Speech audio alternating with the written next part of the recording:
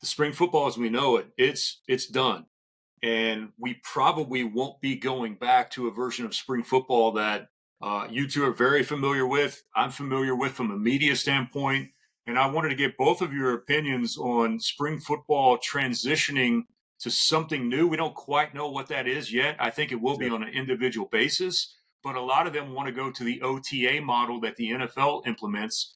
And I know in our conversations off the air, you felt like that was probably something that you would agree with. So we'll just start there. Jerry, first, your thoughts on spring football going away, the impact that could potentially have, and is this just the natural progression to the next step in the college game? I think spring ball has been archaic. It's been archaic for a long, long time. I think spring ball is nothing but more and more wear and tear on your players. You have to understand things are different than when I played. As far as strength and conditioning and those types of things. These kids, their days are accounted for from sun up until sundown as far as workouts, lift in the morning or run in the morning, lift in the afternoon, meetings, all those types of things. The human body, and Pop, you and I have talked about this a million times. The human body can only take so many reps, right? And to throw then 15 practices in there, and every coach is figuring out a way to get more and more out of these guys within quote unquote staying in the rules. And it's physics, man. It's anatomy. The body can't take it. And if you want to eliminate the number of injuries you're having in the season, you've got to start taking care of these guys in the off season. I think the biggest thing about the off season, especially with young kids, most of these guys, in a couple of instances, you learn physicality and some toughness and working through some things. But honestly, we all know these strength coaches nowadays. Everybody's implementing some sort of tug of war, some sort of one-on-one stuff. There's competition in everything they do. So it's kind of made spring practice archaic. You can get more out of bringing guys in helmets or not even having helmets on or limiting the number of helmeted practices and going through plays, going through scripts, going through those types of things. And I really hope this is the case. And, I say it all the time. If college players want to be treated like the NFL guys, then you got to do it across the board. You can't just go halfway in, right? You've got to do it across the board. So I'm a big advocate. I don't know what Deion feels, but I'm a huge advocate of eliminating spring practice and going to the OTA model because honestly, it gets the kids healthy. It allows kids to have surgeries and not have pressure to get back for spring practice. And then it also allows kids to just sit back and learn and rest and heal and grow. Deion, you've always been a big spring football fan. Yeah. Before I answer that question, I kind of want to take the opportunity. I think something that we should do more on the show is like educate the people who are listening. And for a lot of people who didn't get that experience, don't even know what OTAs is. Jerry, as somebody who's, been a part of that situation and that kind of program, what exactly is OTAs? OTAs, Pop, you might remember. It stands for like offensive Organized team activities. Okay, OTAs. And so basically what it is, it gives teams the opportunity in the off season to have their players around. Now, granted, they say in the collective bargaining that these OTAs are not mandatory, but we all know that they are mandatory. So players will be in town. The ones that are training there obviously are already there. The ones that are training out of town will come in town and they'll practice and they'll have these group gatherings. Now in the NFL, there's 3 stages. The first stage, the coaches can't even be out there. I don't even know if they can have footballs. Basically the players organize the practices. They go through plays and those types of things. The second phase, they can get footballs. Some coaches can be out there, but they're not allowed to have any sort of contact or any of those things. And then the third phase is what we used to call mini camp, which is the true put a helmet on. You don't have shoulder pads on, I don't believe, but you can go out, have 9-on-7, inside, 1-on-1, 7-on-7, have some physical contact, but that is extremely limited. So it's just an opportunity. It's a huge teaching opportunity to get your guys up to speed on what you want to do schematically when the season comes around in the fall. So it's pretty much shorts and T-shirts and just going through football drills and different things to keep your mind fresh and up to speed on things that you're going to do. So when you go into practice, you're not going in cold, correct? Exactly. That's exactly what it is. it's always funny when they make these rules where like coaches aren't allowed to be there and coaches can't do this and coaches can't do that. And it's always funny to see how like those coaches so happen to have a meeting with the quarterback or a meeting with the captain of the defense and puts a paper down and says, what would be a good idea for you to, do during practice. So it's like they're running the practice, but they're not actually at practice. Right. And, I think some of this, guys, and I don't know, you could probably speak on this a little bit, but I think some of it too is grandstanding in recruiting, obviously. Players, and I think you're seeing it in the NFL, and it kind of all goes hand in hand. You just said it earlier, Pop. SEC wants to add a ninth game.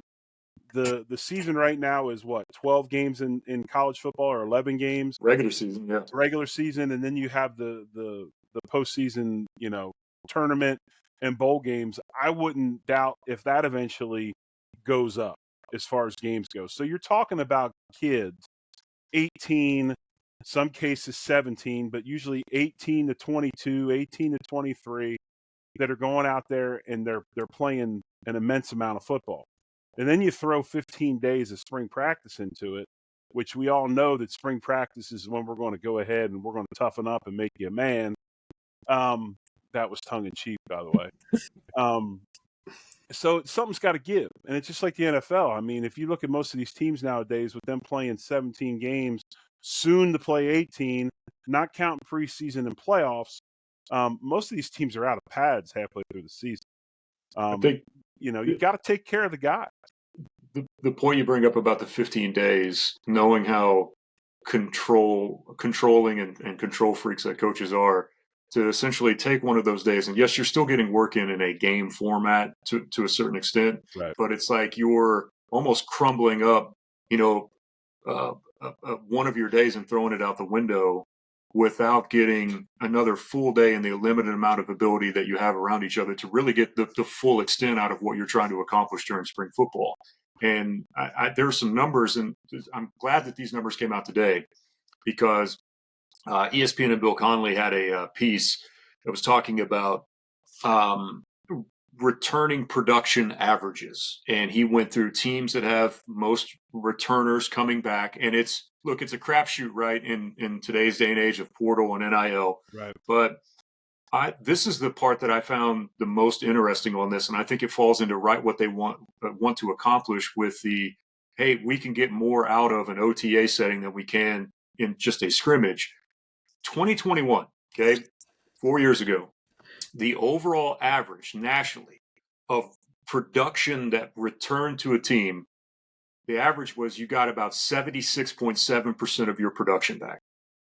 The very next year, 2022, that number fell to 62.9. Wow. 2023, that number's at 60.2. 2024, 59.9. And 2025, before we even get into the next transfer portal, guys, in 4 years, we went from 76.7% to 53.7. You can't sit here and try to make this argument now that you are getting the most out of your team by doing the traditional spring football practice route, when you could be getting more reps in specifically with your individual units in practice than what the OTA model presents to them. No, I agree. And the other thing is, and Deion can attest to this, I mean, if I'm coming into a new situation as a 2 or 3 year player, I think I got and they're paying me good money to be there, I think I got the game figured out. I think I understand how to practice and do those things. So what do I have to do? I have to learn my new team's offense, or my new team's defense, or my new team's philosophy. And you do that through OTAs. I mean, yes, you learn some of that in spring ball, but I say this all the time: if you don't like change, you're really not going to like irrelevance. And it's happened. That's the thing that I think is caught up with the game, and people are starting to figure out. Not just the fact that, I mean, sometimes when it comes down to winning football games at the end of the season and playoff time, it's all about luck, because you were lucky enough to stay healthy. So Right. Finding more ways to stay healthy is very essential. And on top of that, and no offense, Big O, but back when you were playing ball, I mean, you ran the ball, what, 60-70% of the time, Yeah, except for when you guys, right. came out with that, fast-paced offense, and was kind of the starting point for the whole air raid system, and no huddle and up-tempo offense. But Right. now football is so much of a finesse game that you need to have it between the ears as far as knowing the ins and outs of the offense or the defense, because adjustments and things are happening so fast, and there's so much between it's not 24 power or 34 lead anymore. It's this and that, and making options and changes and routes and things. So much stuff is happening that you have to have the foundations mentally to pick up the game at the fast pace that it's going in. There's just so much going on now that you have to study up first before you could kind of impart that physicality of the game into it. Right. To your point on reps, Jerry, and the body having it feels like in the last 3, 4, 5 years, I've heard coaches across the country start to really change the way they speak, like in press conference settings and to the fan bases when their coaches shows about week 4 or week 5, where they talk already about, all right, we're at that point in the season and we're not even to conference play yet, where we've got to start pulling back a little bit from what Right. we're doing in practice to limit the injuries that we're already seeing so far across, because it just seems like they just continue to go up and up and up. And I look, a knee's one thing. We're talking now like just your average soft tissue Soft injuries that are tissue. going to keep you out of 1-2 games through the course of a season. Right. I mean, you've seen in Buffalo this year, we recently fired the head strength coach, and he wasn't unemployed very long. Jacksonville hired him this week, but Eric Ciano, and I think it's definitely related to the amount of soft tissue injuries that team has had over the last 3 to 4 seasons. I just it's a really fine line between training guys and getting them ready and overtraining players, and I really think, especially in college, because in the pros, once you got up there, man, like I remember being in Buffalo, like even back then in the 90s, our strength coach was like just pissed if we were doing a bunch of weight on the bench. It was all prehab. It was nothing, any sort of revolutionary prehabilitation to prevent injury he was doing. I mean, Reebok balance boards, so on. I mean, it was so, just all that stuff. And I just think that it's such a fine line because, like I say, these college guys, man, I mean, those strength coaches got their rear ends. I mean, they're in there right now this offseason, and Deion can attest, it's twice a day. It's running in the morning, lifting in the afternoon, probably Heavy. some meetings in there, bring them back at 9 o'clock at night once or twice a week and do competition stuff on the field. Yep. It's constant. And at some point, physically, the body has to rest.